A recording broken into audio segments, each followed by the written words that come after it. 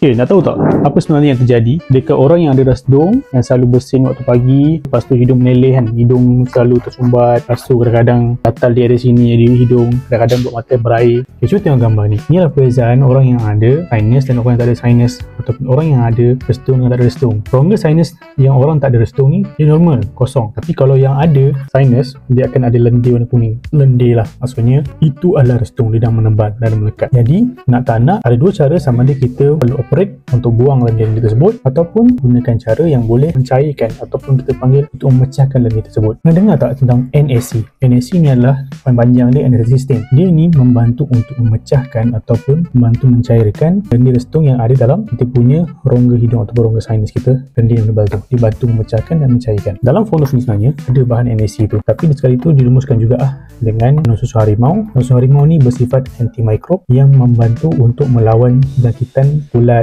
bakteria ataupun kuman daripada lendir tersebut. NAC tu, ingat NAC bantu untuk memecahkan ataupun mencairkan lendir rasdung, tapi susu harimau ni membantu untuk melawan jangkitan kulat ataupun kuman atau bakteria yang ada di lendir tersebut. Jadi hidung anda akan selamat, paru-paru anda akan juga akan selamat. Sebab ingat, rongga sinus dan juga rongga pernafasan kita itu, iaitu paru-paru itu bersambung. Beg kuning bawah sekarang, kita dapatkan bonus. Okay.